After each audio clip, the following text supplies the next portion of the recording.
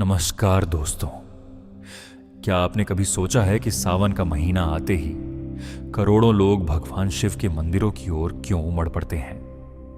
आखिर ऐसा क्या रहस्य है कि कांवड़िए सैकड़ों किलोमीटर पैदल चलकर हरिद्वार, गंगोत्री और गंगा जी के अन्य पवित्र घाटों से जल लेकर आते हैं और उसे शिवलिंग पर अर्पित करते हैं? क्या यह केवल एक परंपरा है या इसके पीछे छिपी है हजारों वर्षों पुरानी एक अद्भुत कथा? आज हम आपको एक ऐसी दिव्य कहानी सुनाने जा रहे हैं जो केवल एक धार्मिक मान्यता नहीं बल्कि त्याग, करुणा, संतुलन और समर्पण का संदेश भी देती है। यह कहानी हमें ले जाती है उस काल में जब न पृथ्वी पर मनुष्यों का वैसा जीवन था जैसा आज है, न ही देवताओं की शक्ति सुरक्षित थी। उस समय पूरे ब्रह्मांड में एक ऐसा संकट आया जिसने देवताओं और असुरों दोनों को एक साथ खड़ा होने पर मजबूर कर दिया। और उसी संकट के कारण भगवान शिव ने ऐसा त्याग किया जिसकी स्मृति आज भी हर जलाभिषेक में जीवित है। देवताओं की शक्ति क्यों समाप्त होने लगी? पुराणों के अनुसार एक समय ऐसा आया जब देवताओं का तेज और बल धीरे धीरे कम होने लगा। असुर दिन प्रतिदिन अधिक शक्तिशाली होते जा रहे थे। स्वर्ग पर संकट मंडरा रहा था। इंद्र सहित सभी देवता चिंतित थे। वे भगवान विष्णु के पास पहुंचे और बोले, प्रभु, यदि यही स्थिति रही तो धर्म की रक्षा कौन करेगा? भगवान विष्णु ने शांत स्वर में कहा, अमृत प्राप्त करना ही इसका उपाय है। अमृत से देवताओं को पुनः शक्ति मिलेगी, लेकिन अमृत प्राप्त करना आसान नहीं होगा। इसके लिए क्षीर सागर का मंथन करना पड़ेगा। यहीं से आरंभ हुई समुद्र मंथन की महान कथा। देव और असुर एक साथ भगवान विष्णु ने कहा कि इस कार्य में केवल देवताओं की शक्ति पर्याप्त नहीं होगी, असुरों को भी साथ लेना होगा। कुछ देवताओं को यह बात अच्छी नहीं लगी, लेकिन धर्म की रक्षा के लिए उन्हें यह स्वीकार करना पड़ा। दोनों पक्षों ने मिलकर मंदराचल पर्वत को मथनी बनाया। वासुकी नाग को रस्सी बनाया गया। जब पर्वत समुद्र में डूबने लगा तब भगवान विष्णु ने कूर्म अर्थात कछुए का अवतार धारण किया और अपनी विशाल पीठ पर पूरे पर्वत को संभाल लिया। अब समुद्र मंथन प्रारंभ हुआ। समुद्र से निकलने लगे अद्भुत रत्न मंथन के दौरान एक एक करके अनेक दिव्य रत्न प्रकट हुए। कामधेनु, उच्चैःश्रवा घोड़ा, ऐरावत हाथी, कौस्तुभ मणि, कल्पवृक्ष, अप्सराएं, महालक्ष्मी, चंद्रदेव। हर वस्तु का अपना महत्व था, लेकिन अचानक पूरा वातावरण बदल गया। समुद्र के गर्भ से निकला एक ऐसा भयंकर विष जिसकी अग्नि से तीनों लोक जलने लगे। उस विष का नाम था हलाहल। हलाहल का भय हलाहल इतना प्रचंड था कि उसकी केवल गर्मी से ही देवता और असुर व्याकुल हो उठे। आकाश धुएं से भर गया। धरती कांपने लगी। नदियों का जल गर्म होने लगा। पशु पक्षी तड़पने लगे। देवताओं ने ब्रह्मा जी से प्रार्थना की। ब्रह्मा जी बोले, इस विष को न मैं धारण कर सकता हूं न कोई अन्य देवता। तब सभी की दृष्टि कैलाश की ओर गई। कैलाश पर महादेव कैलाश पर्वत पर भगवान शिव समाधि में लीन थे। देवता उनके चरणों में पहुंचे। उन्होंने विनती की, प्रभु, यदि यह विष नहीं रुका तो सृष्टि समाप्त हो जाएगी। भगवान शिव ने एक क्षण भी विलंब नहीं किया। उन्होंने कहा, यदि मेरे कष्ट से समस्त संसार की रक्षा हो सकती है तो यह मेरा सौभाग्य है। यही भगवान शिव का स्वरूप है। वे अपने लिए नहीं पूरे जगत के लिए जीते हैं। शिव ने विष पी लिया। महादेव ने दोनों हथेलियों में हलाहल विष धारण किया। संपूर्ण सृष्टि मौन थी। ये देवता सांस रोके खड़े थे और फिर भगवान शिव ने वह विष पी लिया। लेकिन यदि वह विष उनके शरीर में उतर जाता तो पूरी सृष्टि का संतुलन बिगड़ सकता था। उसी समय माता पार्वती ने करुणा और बुद्धि का अद्भुत परिचय दिया। उन्होंने अपने हाथ से भगवान शिव का कंठ पकड़ लिया। विष कंठ से नीचे नहीं उतर पाया। वह वहीं रुक गया। धीरे धीरे भगवान शिव का कंठ नीला पड़ गया। तभी से वे नीलकंठ कहलाए। विष की अग्नि, हालांकि विष नीचे नहीं उतरा, लेकिन उसकी ज्वाला शांत नहीं हुई। भगवान शिव का शरीर तपने लगा। देवता अत्यंत चिंतित हो उठे, किस प्रकार इस अग्नि को शांत किया जाए। तब सभी अर्षियों ने एक उपाय बताया। शीतल जल, जलाभिषेक की शुरुआत। देवताओं ने हिमालय की नदियों से जल लाया। अर्षियों ने पवित्र सरिताओं का जल अर्पित किया। गंगा जी का जल भगवान शिव के मस्तक पर चढ़ाया गया। धीरे धीरे वह दिव्य जल शिव के शरीर को शीतलता देने लगा। उनके मस्तक पर बहती गंगा और निरंतर जलधारा ने विष की उष्णता को शांत किया। यहीं से शिवलिंग पर जल चढ़ाने की परंपरा का प्रारंभ माना जाता है। यह केवल पूजा नहीं थी, यह उस महान त्याग के प्रति कृतज्ञता थी जिसके कारण सृष्टि बच सकी।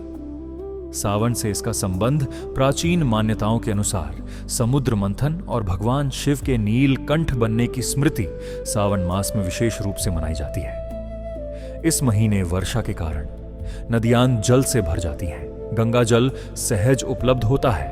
भक्त उस पवित्र जल को भगवान शिव को अर्पित कर उनके त्याग को प्रणाम करते हैं। जलाभिषेक का संदेश केवल धार्मिक नहीं है, यह हमें याद दिलाता है कि जो दूसरों का दुख अपने ऊपर ले ले वही सच्चा महादेव है। कांवड़ यात्रा की भावना समय बीतता गया। आर्षियों ने जलाभिषेक की परंपरा को आगे बढ़ाया। भक्त दूर दूर से पवित्र जल लाने लगे। धीरे धीरे यह यात्रा कांवड़ यात्रा के रूप में प्रसिद्ध हुई।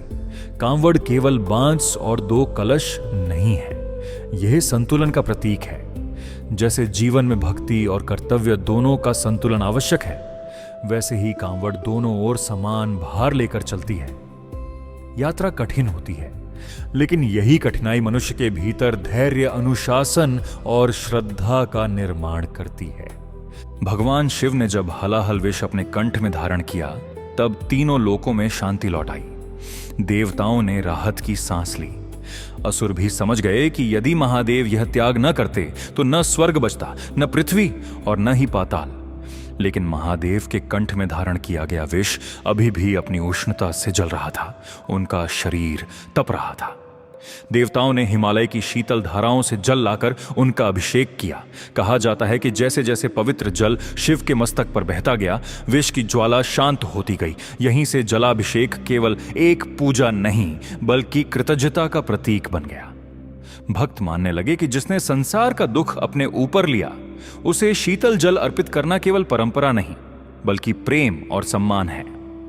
गंगा जी का महत्व अब प्रश्न उठता है, यदि जल ही चढ़ाना था तो गंगा जल को इतना विशेष क्यों माना गया? पुराणों में वर्णन मिलता है कि गंगा कोई सामान्य नदी नहीं, बल्कि दिव्य लोकों से अवतरित पवित्र धारा है। जब उनका वेग पृथ्वी सहन नहीं कर सकती थी, तब भगवान शिव ने उन्हें अपनी जटाओं में धारण किया। उनकी जटाओं से होकर बहने के कारण गंगा और शिव का संबंध अविभाज्य माना जाता है। इसी कारण गंगा जल से जलाभिषेक को विशेष पुण्यदायक माना गया।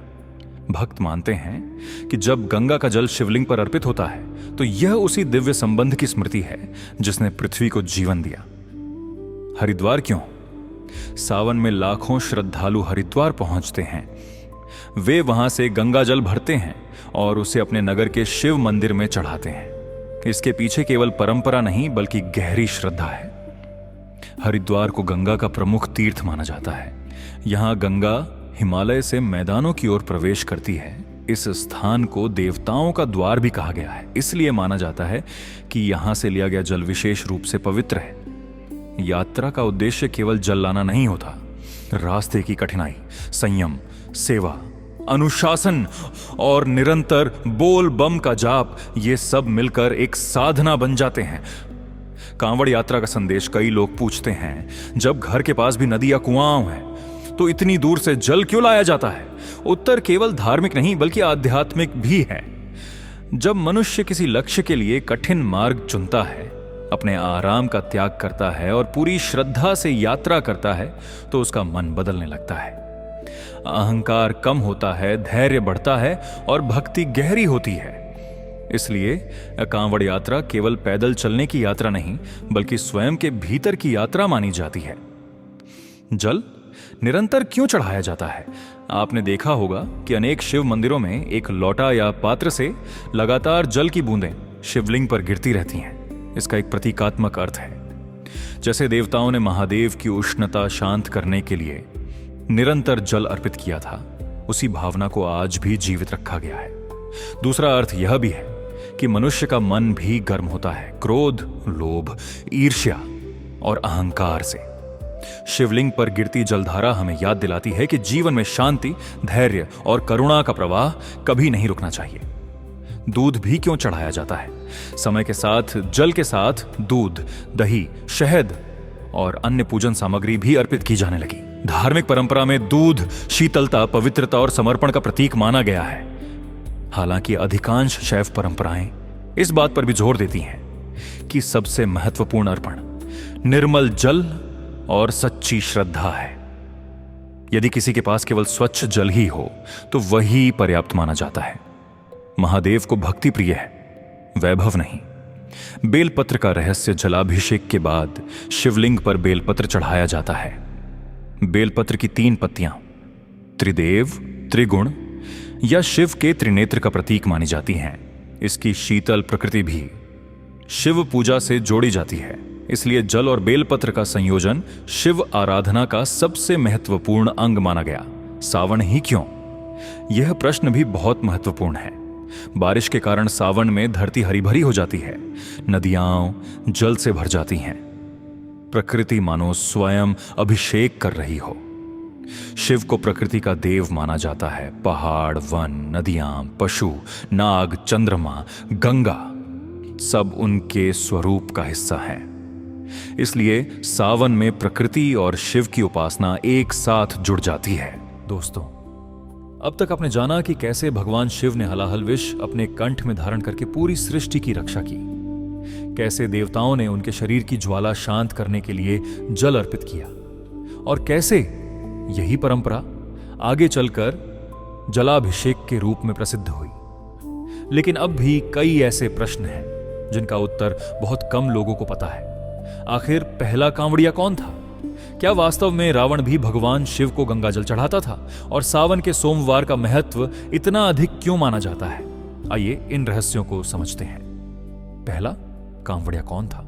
इस प्रश्न का एक ही निश्चित उत्तर सभी ग्रंथों में नहीं मिलता, लेकिन कई पौराणिक परंपराओं में अलग अलग कथाएं मिलती हैं। एक मान्यता कहती है कि भगवान परशुराम ने सबसे पहले पवित्र जल लाकर भगवान शिव का अभिषेक किया, इसलिए कई लोग उन्हें प्रथम कांवड़िया मानते हैं। दूसरी लोक कथा के अनुसार रावण भी दूर दूर से पवित्र जल लाकर शिवलिंग का अभिषेक करता था। उसकी शिव भक्ति इतनी प्रबल थी कि उसने कठोर तप करके शिवजी से अनेक वरदान प्राप्त किए। इन कथाओं का मूल संदेश यह नहीं कि पहला कांवड़िया कौन था, बल्कि यह है कि सच्ची श्रद्धा में परिश्रम, अनुशासन और समर्पण आवश्यक है। कांवड़ यात्रा का वास्तविक अर्थ जब कोई श्रद्धालु कंधे पर कांवड़ रखकर कई किलोमीटर पैदल चलता है तो वह केवल जल नहीं ले जा रहा होता, वह अपने भीतर के अहंकार, आलस्य और नकारात्मकता को भी पीछे छोड़ने का प्रयास करता है। कांवड़ के दोनों ओर समान भार होता है। यह हमें सिखाता है कि जीवन में भी संतुलन आवश्यक है, कर्तव्य और भक्ति का, परिवार और समाज का, शक्ति और विनम्रता का। यही संतुलन शिव का मार्ग है। सावन के सोमवार का रहस्य। अब प्रश्न आता है, सोमवार ही क्यों? सोम का अर्थ चंद्रमा भी है।